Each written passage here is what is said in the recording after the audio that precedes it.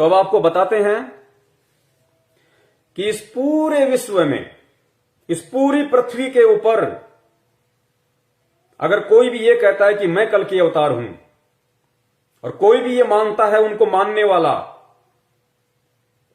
कि हमारा गुरु, हमारा सतगुरु, हमारा शंकराचार्य, हमारा महंत कल्कि है, जिन लोगों ने कल्कि के नाम से धंधे शुरू कर रखे हैं,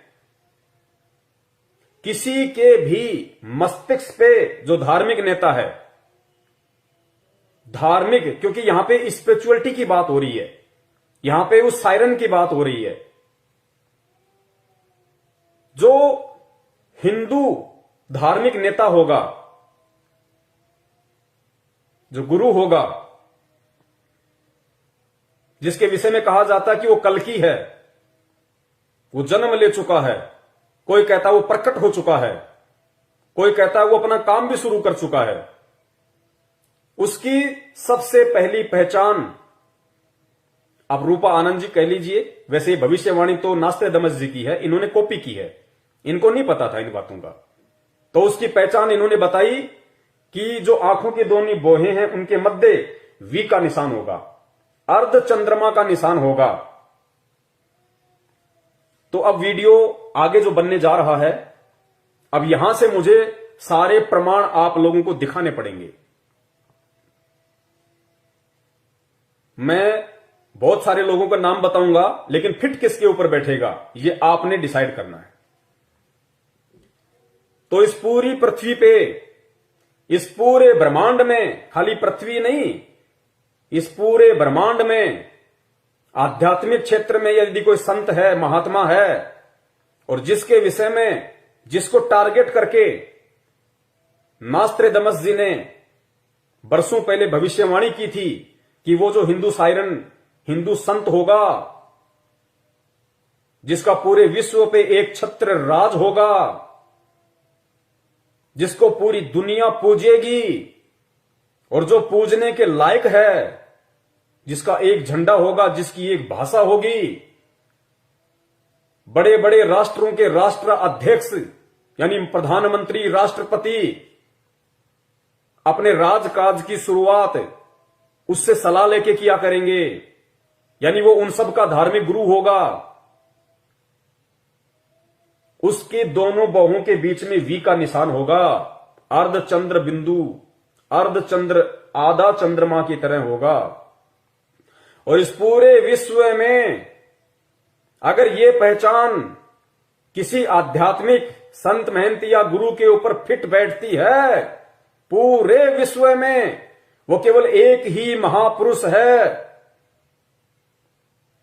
उस महापुरुष का वो पवित्र नाम लेने से पहले, उस महापुरुष का वो पवित्र नाम लेने से पहले, क्योंकि बाइबल में एक जगह जिक्र आता है कि यहूदी लोग अपने परमेश्वर का नाम लेने से पहले जब वो बाइबल को पढ़ा करते थे, तो बाइबल में उस महापुरुष का, उस परमेश्वर का, जिसे भी वो कहते हैं या जानते हैं, मानते हैं, उनका नाम लेने से पहले वो लोग नहाया करते थे, स्नान किया करते थे कि हमारे खुदा का इतना नाम पवित्र है, इतना पाक है कि बगैर नहाए हम उसका नाम नहीं लेते थे। तो पुण्यात्माओं, जो पूरे विश्व की काया पलटेगा, विनाश के समय में उन आत्माओं को बचाएगा अपनी पावर से, जो प्राकृतिक आपदाओं को रोकने में समर्थ है, यूं हाथ कर देगा, अगर गिरता हुआ ग्लेशियर होगा वहीं टिक जाएगा, यूं हाथ कर देगा, सूरज अपनी जगह स्टेबल हो जाएगा। वो परम शक्ति है इस भारत देश की पवित्र भूमि पे। उस परम शक्ति का नाम लेने से पहले जितने भी आत्माएं उस परम सत्ता के संपर्क में हैं, मैं उन सभी से निवेदन करूंगा कि हम 2 मिनट के लिए उस वर्तमान के कल्कि अवतार, उस सुप्रीम, उस सायरन धार्मिक नेता, उस गॉड परमेश्वर अल्लाह का वो पाक पवित्र नाम सोशल मीडिया के माध्यम से, इस इंटरनेट के माध्यम से देश दुनिया तक पहुंचाने के लिए, लोगों को बताने से पहले 2 मिनट के लिए हम उनके चरणों की वंदना करेंगे। हम मानसिक उनके चरणों की सेवा करेंगे। उनके चरणों के ऊपर मानसिक क्रिया से स्वच्छ जल डालकर नीचे एक स्वच्छ पात्र रखकर फिर हम उनके मानसिक क्रिया से उस चरणा अमृत का पान करेंगे। उसके बाद हम उस महापुरुष का नाम इस जुबान से पूरे देश और दुनिया को आज इस लाइव शंका समाधान के माध्यम से बताएंगे।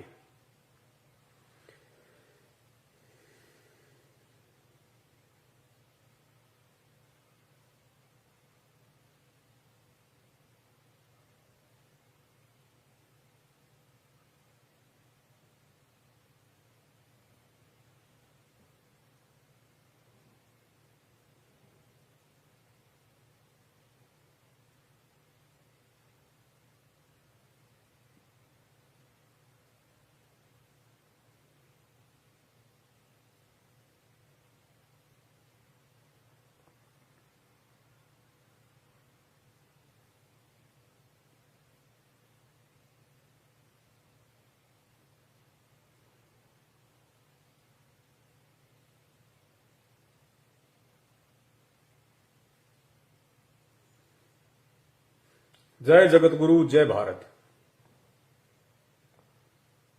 तो पुण्यात्माओं, मेरे भाई और बहनों, आज का ये लाइव प्रोग्राम देखने वाले आप सभी मेरे मित्रों, मैंने पहले कहा था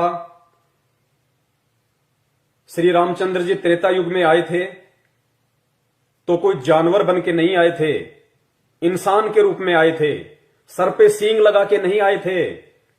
लेकिन उस समय वो विष्णु जी थे, विष्णु जी के अवतार थे। लेकिन इतिहास उठा के देख लो, क्या त्रेता युग में जिस समय वे धरती पे मौजूद थे, क्या किसी ने उनको भगवान विष्णु का अवतार माना? क्या किसी ने उनको भगवान की दृष्टि से देखा? किसी ने नहीं देखा। लोगों ने उनके साथ में वैर भाव किया। खुद उन्हीं के परिवार की उनकी एक सौतेली मां ने अपने पुत्र भरत को राजगद्दी प्राप्त करवाने के लिए उनको 14 वर्ष का या 12 वर्ष का जो भी था, उनको वनवास दिलवा दिया, जंगल में भटकने के लिए मजबूर कर दिया। क्या खुद उनका परिवार, क्या खुद उनकी सौतेली मां उनको भगवान मान पाई? ये इस बात का सबूत है, प्रमाण है कि खुद उनके घर वाले ही उन्हें भगवान नहीं मानते थे। रावण अगर उन्हें परमात्मा मानता, भगवान मानता, विष्णु का अवतार मानता, तो रावण को यह भी पता होना चाहिए था कि भगवान विष्णु की पत्नी उसकी मां के समान है। लेकिन उस दुरात्मा ने श्री रामचंद्र जी को विष्णु भगवान का अवतार नहीं माना और सीता जी का अपहरण किया। अयोध्या वासियों ने केवल एक अच्छा राजा माना, भगवान नहीं माना। द्वापर युग में आ जाइए, श्री कृष्ण जी,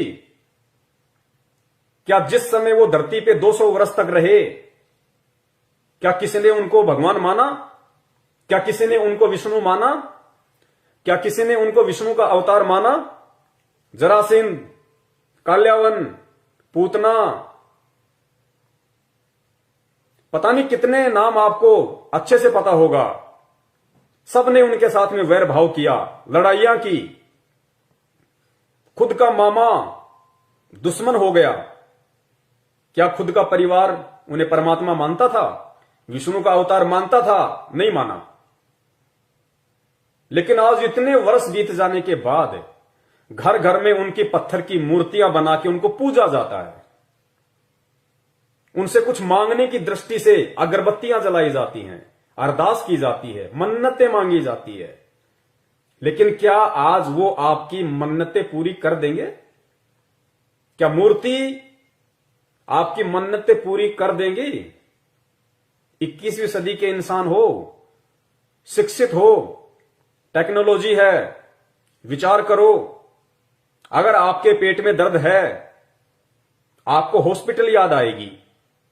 हॉस्पिटल में आप गए, वहां पे डॉक्टर साहब बैठे हुए हैं, आपने डॉक्टर को जाके अपनी तकलीफ बताई, डॉक्टर ने स्टेथोस्कोप निकाला, आपको चेक किया, आपकी समस्या को जाना, पहचाना, समस्या के अकॉर्डिंग फिर आपका इलाज किया, आपको मेडिसिन दी, तो आपको लाभ हुआ। तो जिस समय त्रेता में भगवान राम थे, द्वापर में भगवान श्री कृष्ण जी मौजूद थे, शरीर में थे, उस समय यदि उन्हें कोई भगवान मानता, उन्हें विष्णु का अवतार मानता और उस दृष्टि से उनके साथ में व्यवहार करता, तो अवश्य वो उस समय उस व्यक्ति की हेल्प करते, मदद करते, सहायता करते। लेकिन आज इतने वर्ष बीतने के बाद फिर यदि वो व्यक्ति फिर किसी दिन हॉस्पिटल जाता है, उसको कोई और समस्या हो जाती है, फिर वही व्यक्ति दोबारा से हॉस्पिटल जाता है, यह सोचकर कि डॉक्टर साहब मिलेंगे और पिछली बार की तरह मेरा इलाज करेंगे, मुझे राहत प्रदान करेंगे। और अब की बार जब वो हॉस्पिटल जाता है तो मालूम पड़ता है कि डॉक्टर साहब का तो निधन हो गया, और उसी हॉस्पिटल में डॉक्टर साहब की संगमरमर की एक 6 फुट की गले में स्टेथोस्कोप लटका हुआ बहुत अच्छी एक मूर्ति बना रखी है। अब वो व्यक्ति क्या उस पत्थर की मूर्ति को अपने पेट की पीड़ा बता सकता है? क्या वो पत्थर की मूर्ति स्टेथोस्कोप उठा के उसकी रगों पे रख के क्या वो उस दर्द को जान के उस व्यक्ति का इलाज कर सकती है? आप कहोगे नहीं, संभव ही नहीं है, पत्थर की मूर्ति कहां से इलाज कर देगी। वो तो जब मौजूद थे डॉक्टर साहब तो खुद वो चेक करते, देखते, जानते, पहचानते, फिर उसको कोई मेडिसिन देते, तो उस व्यक्ति को लाभ होना था। अब इस डॉक्टर साहब की पत्थर की मूर्ति के आगे चाहे अगरबत्ती करो, चाहे दंडवत करो, चाहे हाथ जोड़ो, चाहे कितना ही सुबह से शाम तक बोलते रहो, चीखते रहो, चिल्लाते रहो, वो डॉक्टर वो पत्थर की मूर्ति के कान ना तुम्हारी आवाज को सुन सकते हैं और उस पत्थर की मूर्ति की आंखें ना तुम्हारे दर्द को देख सकती है। तो इलाज कैसे होगा? यही स्थिति वर्तमान में श्री कृष्ण और श्री रामचंद्र जी की मूर्ति बना के, भगवान मान के जो पूजा जा रहा है, आप कंपेयर कर लीजिए। ये शिक्षा आपको परमेश्वर ने इसीलिए दी है कि आप समझें, आंखें खोलें। मानव शरीर केवल परमात्मा प्राप्ति के लिए मिलता है, भक्ति करने के लिए मिलता है, आडंबर और पाखंड के लिए नहीं मिलता है। तो आज वो पत्थर की मूर्तियां हमें कदापि लाभ नहीं दे सकती।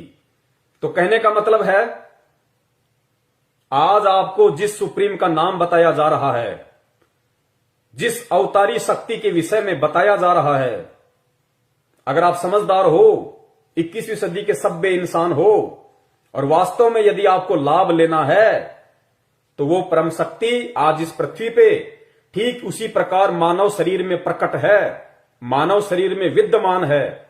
जिस प्रकार त्रेता में श्री रामचंद्र जी थे, द्वापर में श्री कृष्ण चंद्र जी थे। तो लाभ लेना है तो उनके विषय में जान के, बहुत अच्छे से पहचान के और विचार करके, मनन करके, मंथन करके निष्कर्ष निकालना वीडियो एंड तक देख के, क्योंकि अभी शुरुआत है, अभी केवल भूमिका बनी है। उस महान शक्ति का आपको नाम बताया जाएगा और नाम बताने के बाद में फिर इन भविष्य वक्ताओं की भविष्यवाणियों के आधार से आपको पहचान करवाई जाएगी। क्योंकि भगवान जब भी पृथ्वी पे आता है, या भगवान जब जब पृथ्वी पे आया है, भगवान ने जब जब अधर्म का नाश करने के लिए, सत्य की सत्ता स्थापित करने के लिए, दुनिया में सुख और शांति पैदा करने के लिए अगर यहां पे उनका अवतरण हुआ है, वो प्रकट हुए हैं, तो सुअर बन के प्रकट नहीं हुए, गधे बन के प्रकट नहीं हुए, राक्षसों की तरह सींग लगा के नहीं आए, वो एक जनसाधारण के परिवार में आए हैं। दशरथ के घर में रामचंद्र जी आए,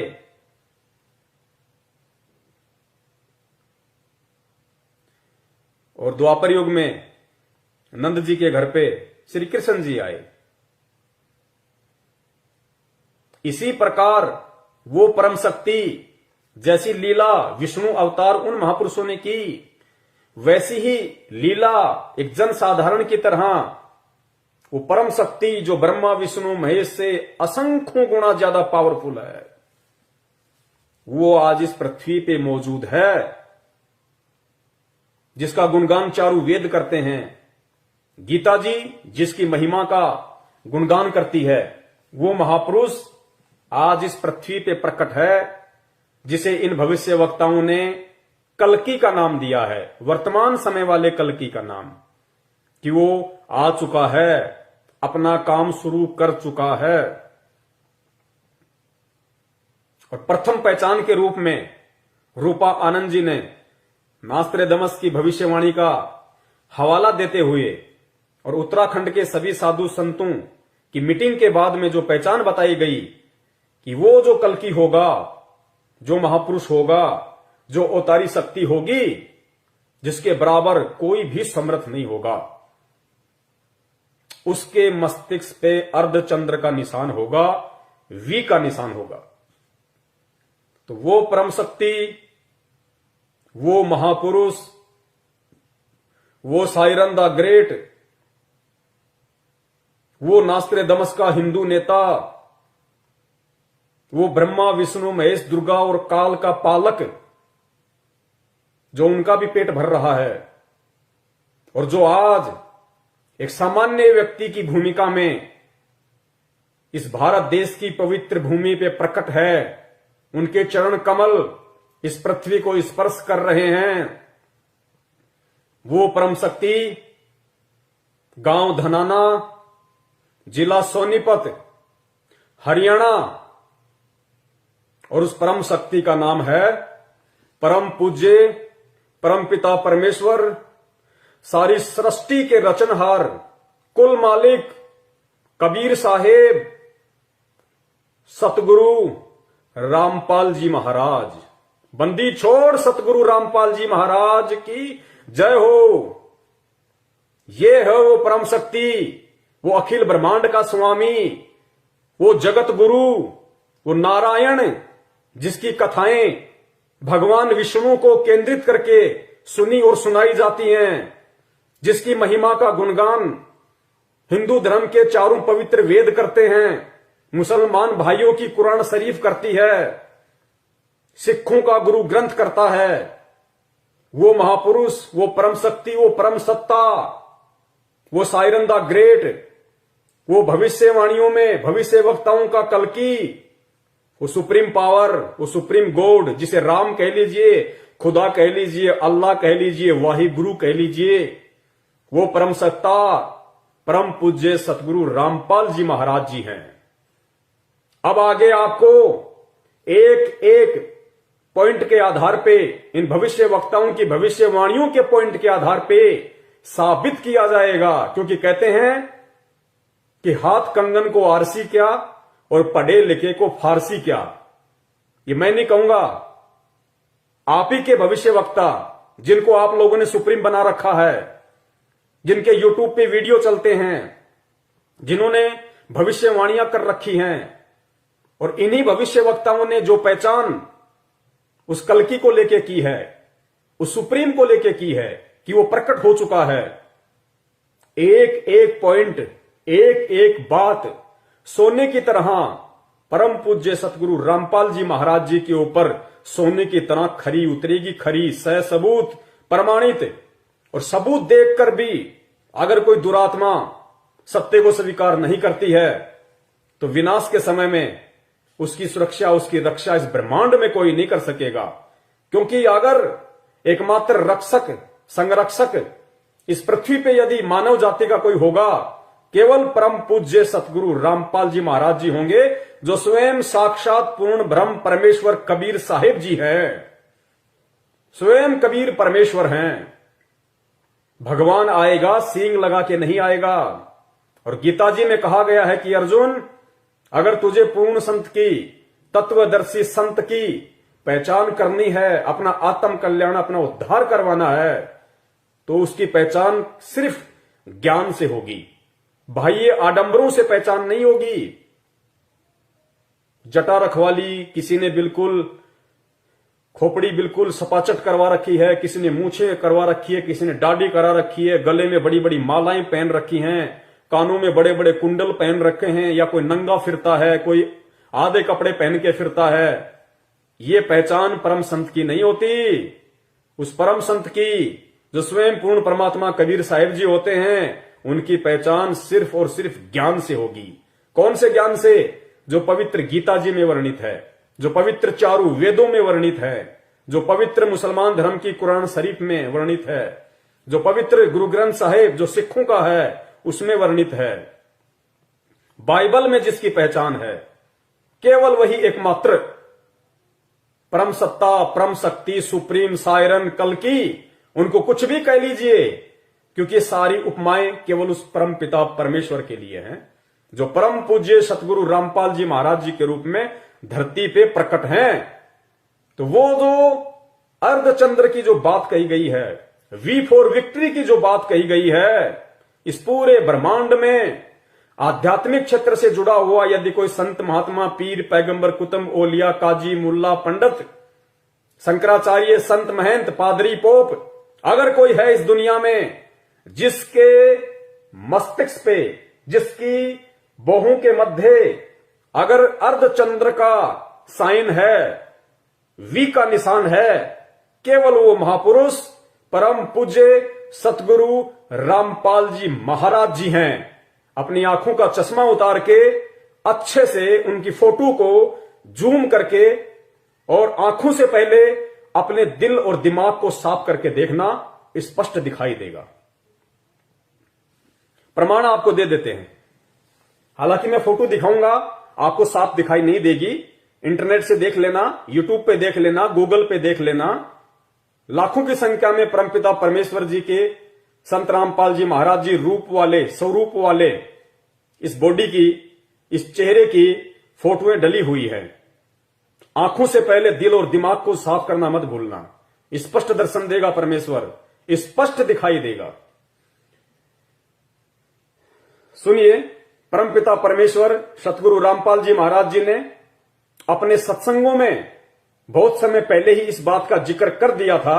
अपने बच्चों को दृढ़ता देने के लिए, अपनी पहचान करवाने के लिए नास्त्रेदमस की इसी भविष्यवाणी को पढ़ा के, जिक्र करके सुन लीजिए। 1999 में ये क्या बोला गया है कि एक ऐसे व्यक्ति ने जन्म लिया है जिसकी अकेले ही उत्पादित शक्ति किसी भी शक्ति संपन्न राष्ट्र के बराबर होगी। वह एक भाषा, एक संस्कृति, एक धर्म की आचार संहिता सर्जन करेगा। यहां देखिएगा 43 पृष्ठ पे यहां लिखा है कि दिव्य देहधारी पुरुष ने जन्म लिया है। वे सबके मन में प्रसन्नता भरेंगे, दुनिया भर के कष्ट दूर करेंगे।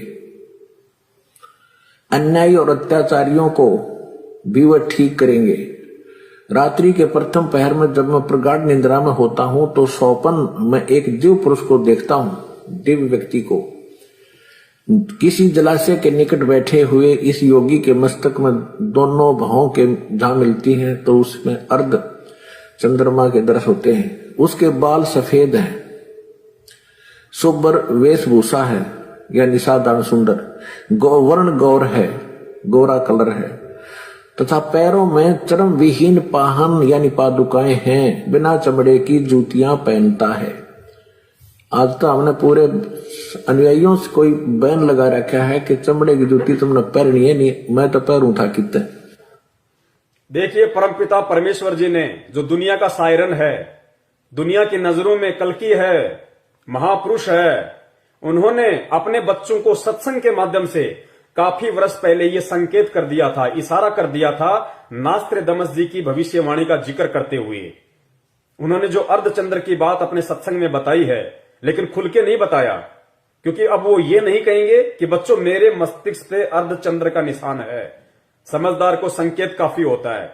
आगे नास्त्रेदमस जी ने कहा कि वो जो हिंदू संत होगा, वो जो सायरन होगा, वो चरम विहीन पादुकाएं पहनेगा। चरम विहीन मतलब बिना चमड़े के चप्पल और जूते पहनेगा। इस पूरे विश्व में केवल एक परम पूज्य सतगुरु रामपाल जी महाराज जी ही वो परम संत हैं जिन्होंने अपने जीवन में कभी भी चमड़े की किसी भी वस्तु का प्रयोग नहीं किया, क्यों नहीं किया? क्योंकि चमड़े की वस्तुएं जानवर को मार के, क्योंकि आज वर्तमान में ये एक बहुत बड़ा बिजनेस बन चुका है चमड़े का, और चमड़े को लॉन्ग लाइफ देने के लिए, लंबी जीवन देने के लिए जानवरों को जीवित ही किस प्रकार तड़पा तड़पा के उनकी खाल उतारी जाती है, जीव हत्या की जाती है। इसलिए परम पूज्य सतगुरु रामपाल जी महाराज जी ने ना कभी खुद चमड़े से बनी किसी वस्तु का जीवन में प्रयोग किया, और जब से वो आध्यात्मिक क्षेत्र में आके उपदेश करने लगे हैं, उन्होंने अपने किसी भी भगत को, शिष्य को, अनुयायी को चमड़े के जूते पहनने के लिए नहीं कहा। स्पष्ट अपने सत्संगों में, अपनी मर्यादाओं में उन्होंने अंकित किया हुआ है कि हमने चमड़े से बनी किसी भी वस्तु का प्रयोग नहीं करना है। ये चमड़े की बात उन्होंने स्पष्ट रूप से कही, और साथ ही ये कहा कि मैं तो खुद अपने भक्तों को चमड़े के जूते, बेल्ट, परस या कोई भी वस्तु प्रयोग करने के लिए मना करता हूं, तो मैं तो पहनता ही कहां। ये इन्होंने स्पष्ट यहां पे बोल दिया। लेकिन वो माथे में जो चंद्र वाला निशान है वो नहीं कहेंगे सत्संग करते समय कि देखो बच्चों वो मेरे मस्तिष्क के ऊपर है। वो संकेत है, समझने वाले समझ गए होंगे, वरना समय आने पे तो खुलासा होना ही होना था, जिस प्रकार इंटरनेट के माध्यम से आज हो रहा है। तो ये है वो परम शक्ति, ये है वो परम सत्ता, जिनके ऊपर इस देश दुनिया के प्रसिद्ध हो या सुप्रसिद्ध हो, छोटा हो या बड़ा हो, नामी हो या गिरामी हो, कोई भी भविष्यवक्ता हो, उनकी भविष्यवाणी का प्रत्येक पॉइंट अगर इस विश्व में किसी संत महात्मा के ऊपर फिट बैठेगा तो केवल वो एक ही नाम है, परम पिता परमेश्वर सतगुरु रामपाल जी महाराज। ये दो भविष्यवाणियां जो रूपा आनंद ने जिक्र किया, मस्तिष्क के ऊपर अर्धचंद्र का निशान, वी फॉर विक्ट्री, केवल परम पूज्य सतगुरु रामपाल जी महाराज जी पे ही आपको ये निशानी मिलेगी। अन्य जितने भी संत महंत शंकराचार्यों के शिष्य भगत अगर ये प्रोग्राम देख रहे हो तो आप अपने गुरुदेव के मस्तिष्क पे कभी आपको उनसे मिलने का मौका मिले, आराम से चश्मा उतार के देख लेना, आपको ये साइन नहीं मिलेगा। केवल उसी पे मिलेगा जो पूर्ण ब्रह्म परमेश्वर है, साक्षात कबीर देव है। दूसरा, नास्त्रोदामस ने चमड़े का जिक्र किया, तो ये भी केवल सिर्फ और सिर्फ उसी परम संत के ऊपर खरा उतरेगा, क्योंकि भविष्यवाणी बहुत समय पहले हो चुकी थी और परमपिता परमेश्वर ने कभी भी चमड़े से बनी वस्तुओं का उपयोग नहीं किया। उल्टा अपने शिष्यों को भी प्रयोग करने से सीधा सीधा मना करते हैं कि अगर मेरी इन मर्यादाओं का कोई उल्लंघन करेगा उसे मेरा शिष्य कहलाने का कोई अधिकार नहीं है। स्पष्ट तौर पे वे मना करते हैं कि मुझे आश्रम में भीड़ इकट्ठा नहीं करनी है। आगे चलते हैं, आगे देखिए, रूपा आनंद ने संत जय गुरुदेव जी की जिस भविष्यवाणी का जिक्र किया था, देखिए जय गुरुदेव जी की भविष्यवाणी इस पूरे ब्रह्मांड में, इस पूरी पृथ्वी पे अगर किसी आध्यात्मिक क्षेत्र से जुड़े हुए संत महात्मा गुरु से मिलती है तो वो केवल एकमात्र परम पूज्य सतगुरु रामपाल जी महाराज जी हैं। 8 सितंबर 1971 को ये पूरी दुनिया जानती है, शाकाहारी बाल संघ जो पत्रिका है, आज से लगभग 50 वर्ष पहले जो छपने लगी थी, जय गुरुदेव पंथ के मेरे भाई बहन अच्छे से जानते होंगे इस बात को कि संत तुलसीदास जी ने शाकाहारी बाल संघ एक पत्रिका निकाली थी और उन्होंने जितनी भी भविष्यवाणियां की, वो भविष्यवाणियां उस समय उन पत्रिकाओं में लिखी जाती थी, उनका प्रचार प्रसार किया जाता था। और जय गुरुदेव जी की जो एक भविष्यवाणी है उसके विषय में आध्यात्मिक क्षेत्र से जुड़े हुआ लगभग प्रत्येक व्यक्ति परिचित है। 8 सितंबर 1971 को उन्होंने क्या भविष्यवाणी की थी? उन्होंने कहा था कि जिस अवतारी शक्ति के विषय में मैं बार बार जिक्र करता हूं, जिसके विषय में मैं हर बार कहता हूं कि विनाश का समय आने वाला है, घोर कलयुग आने वाला है, उस विनाश के समय में यदि कोई बचाव करेगा, रक्षा करेगा, केवल वो अवतारी महापुरुष है जिसका एक झंडा होगा, जिसकी एक भाषा होगी। एक झंडा और एक भाषा का मतलब क्या है? एक झंडे का मतलब है जिसका एक छत्र राज होगा और एक भाषा का मतलब पूरे विश्व में केवल उसी का एक ज्ञान होगा, जिसका एक झंडा और जिसकी एक भाषा होगी। पूरे विश्व में केवल उसी का राज होगा और पूरे विश्व में केवल उसी का एकमात्र ज्ञान होगा। उसको कहते हैं एक झंडा और एक भाषा। तो 8 सितंबर 1971 को जय गुरुदेव जी ने सार्वजनिक तौर पे सत्संग करते हुए कहा था कि आज वो महापुरुष जिसके विषय में मैं बार बार जिक्र करता हूं, जो देश दुनिया की काया पलट करके रख देगा, आज वो महापुरुष 8 सितंबर 1971 को पूरे 20 वर्ष का हो चुका है। पूरे 20 वर्ष का एग्जिट। और अगर अभी से उसका पता बता दूं तो लोग उसके पीछे पड़ जाएंगे। अभी ऊपर से आदेश पता बताने का नहीं हो रहा है। तो पुण्यात्माओं, इस पूरे विश्व में जितने भी लोग किसी न किसी संत महंत महात्मा शंकराचार्य से जुड़े हुए हैं, चाहे वो किसी भी धर्म के हों, आप अपने गुरुदेव की डेट ऑफ प्रकट, क्योंकि हम डेट ऑफ बर्थ का जिक्र नहीं करेंगे, क्योंकि डेट ऑफ बर्थ उसकी होती है जो जीव होता है, जो मां के गर्भ से जन्म लेता है। और मां के गर्भ से जन्म लेने वाला जीव संज्ञा में होता है, वो प्राणी होता है, आप और हमारी संज्ञा में होता है। वो देश का उद्धार नहीं कर सकता, वो देश का तारणहार नहीं हो सकता, वो देश का मुक्तिदाता नहीं हो सकता। परम पुरुष, महापुरुष केवल प्रकट होते हैं।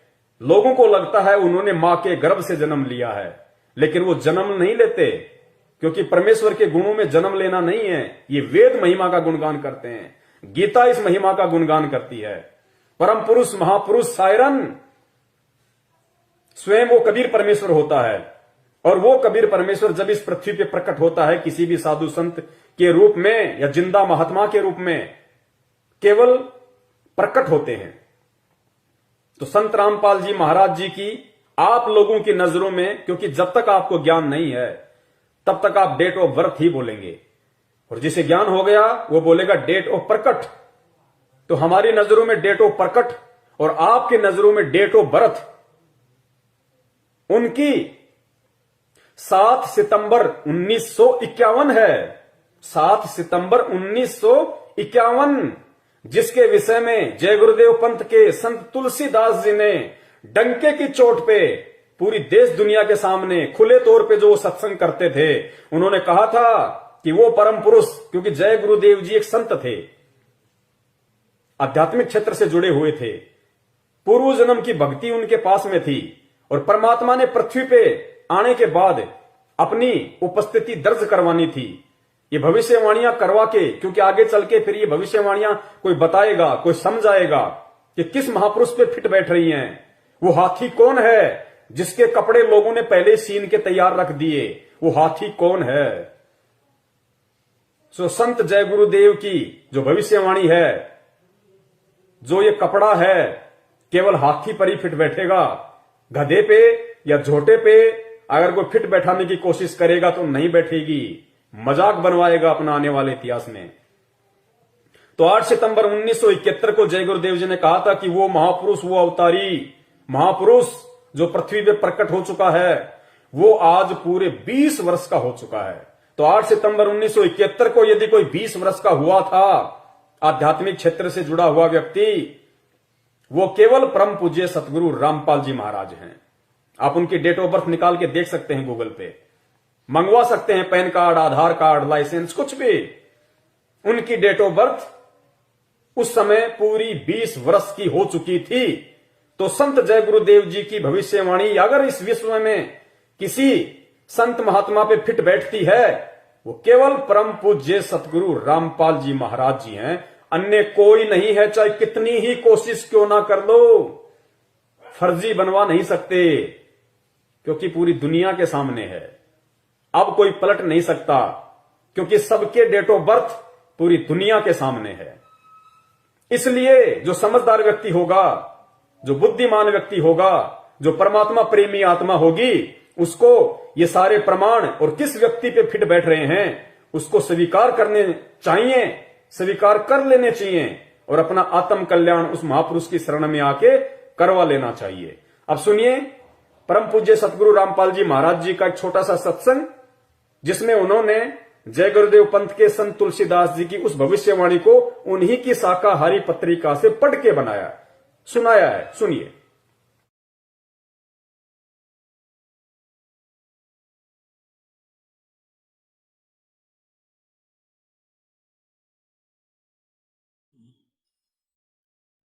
भाई सतगुरु तिलक अजप्पा माला युक्त जटा रखवावे।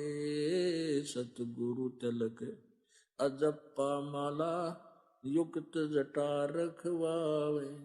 जत को पीन सत का चोला भीतर बेख बनावे। जब कोई राम भगत गत पावे हो जी। जब कोई राम भगत गत पावे हो जी।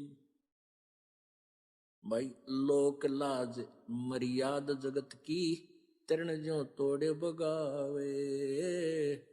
लोक लाज मर्याद जगत